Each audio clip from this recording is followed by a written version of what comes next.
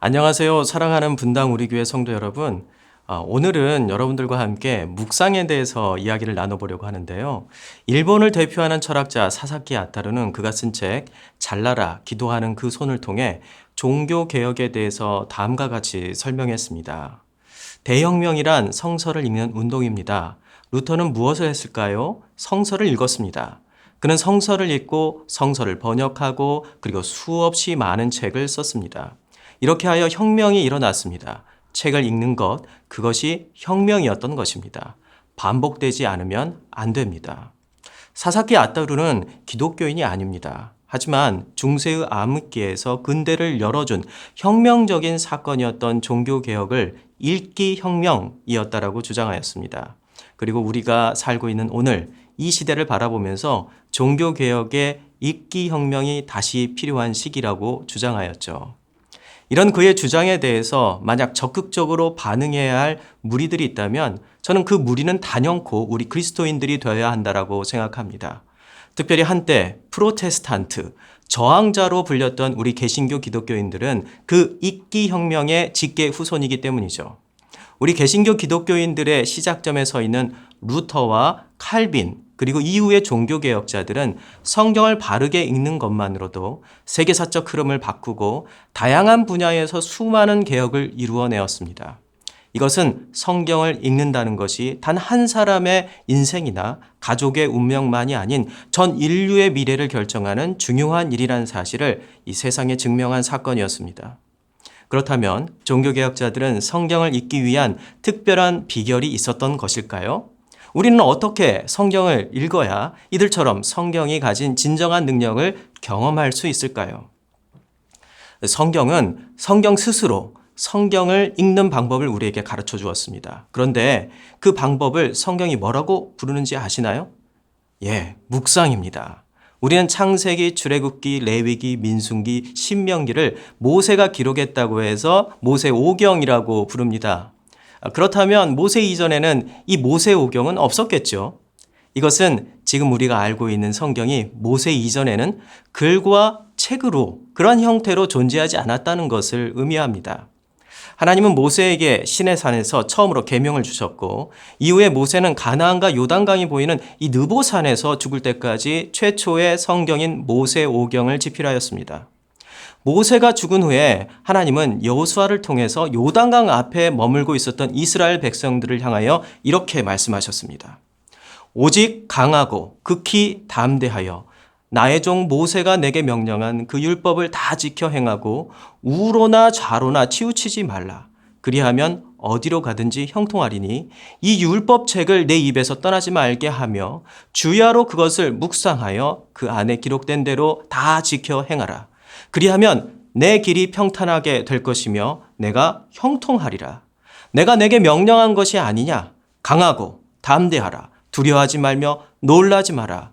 내가 어디로 가든지 내 하나님 여호와가 너와 함께 하느니라 하시니라.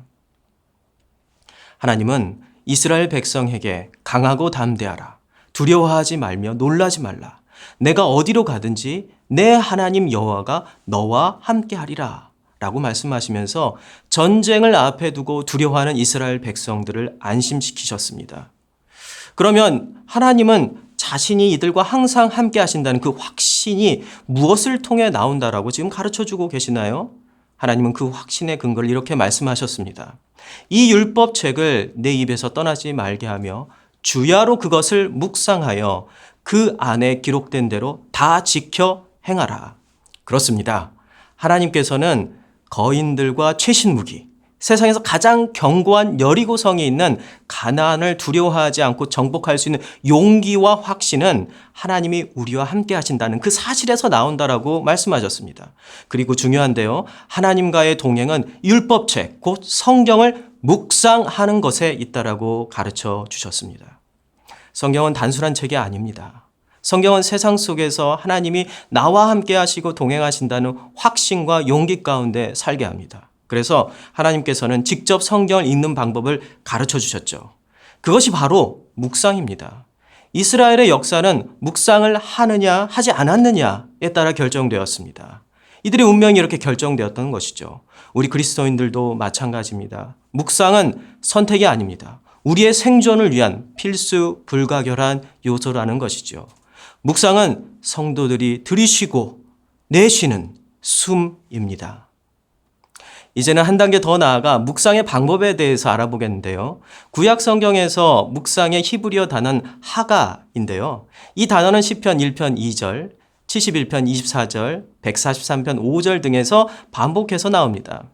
이들 시편에서 묵상의 의미들을 종합해 보면 묵상은 낮은 소리로 읽는다는 뜻이에요. 또한 묵상으로 번역된 하가는 사자와 같은 맹수들이 먹잇감을 놓지 않고 으르렁거리면서 오물오물하며 반복해서 계속 씹는 모습을 표현하는 단어입니다. 또한 하가는요, 사람들이 슬프게 흐느끼는 소리를 뜻하기도 합니다. 이렇게 서로 다른 상황 아래서 같은 단어를 쓰고 있는 이유는 하가가 같은 소리를 반복하는 것을 표현하는 단어이기 때문입니다. 정리하면은요, 묵상의 히브리어 단어 하가는 성경 읽기에 가장 쉽고 단순한 형태인 읽고 또 읽고 계속 읽으라는 명령을 담고 있습니다. 묵상이란 성경을 반복해서 계속 읽는 것입니다.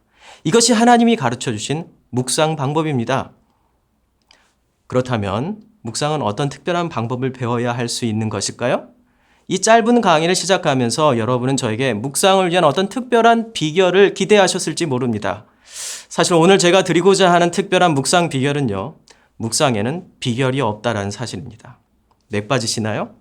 몇 번을 읽어야 하고 눈을 감고 어떤 단어나 그림을 떠올려야 한다는 것 등 어떤 사람들이 주장하는 그런 묵상의 특별한 방법은 하나님이 가르쳐 주신 것이 아니라 사람들의 발명에 가깝습니다. 하나님이 가르쳐 주신 단 하나의 묵상의 방법은 그냥 성경을 읽고 반복해서 계속 읽는 것입니다. 더하여 성경을 반복해서 읽으면서 말씀을 통해 하나님이 우리와 함께 하신다는 이 거룩한 사실을 추구하고 열망하라는 것이죠. 20세기 가장 위대한 신학자였던 제임스 패커. 그는 1973년에 하나님을 아는 지식이라는 이 고전을 우리에게 남겨주었습니다. 이 책의 영어 제목 Knowing God. 그대로 번역하면 하나님을 아는 것이죠. 베커는 이 책의 첫 장에서 하나님에 대한 우리의 지식을 하나님을 아는 지식으로 바꿀 수 있는 방법이 묵상이라고 말합니다.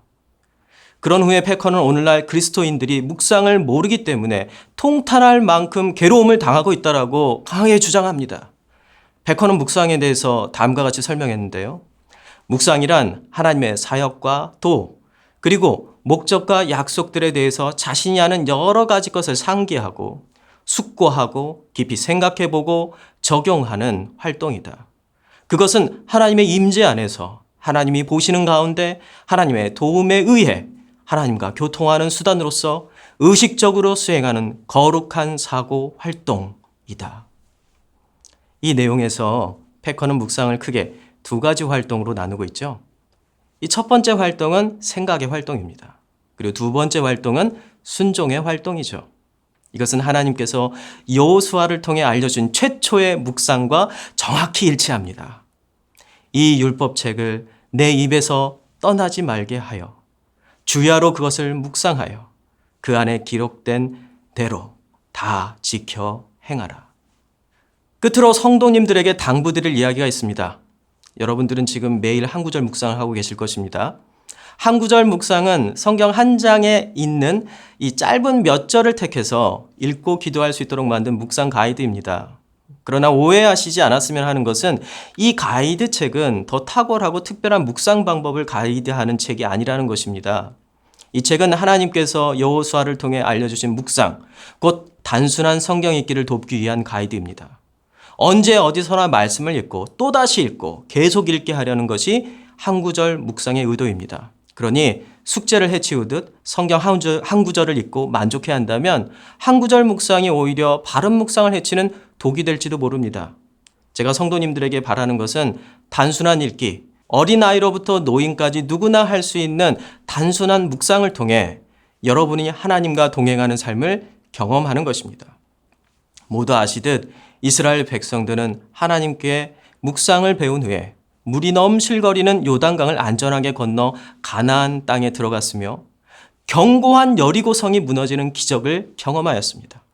우리에게는 여리고성과 같이 우리 힘으로 어쩔 수 없는 세상에 많은 견고한 진과 성이 있습니다. 그것들은 가족의 불화, 질병, 사업이나 직장의 어려움, 학교 생활이나 학업의 어려움, 관계의 어려움, 또 육아의 고단함일지도 모르죠. 하지만 이 견고한 진을 무너뜨리는 기적은 묵상과 함께 하나님과 동행하는 것 외에 다른 길은 없다는 것입니다. 무더운 여름, 이 성큼성큼 우리에게 다가오고 있습니다. 이 여름, 여러분의 묵상의 삶이 더욱 풍성해지길 기대하고 또 기대하겠습니다.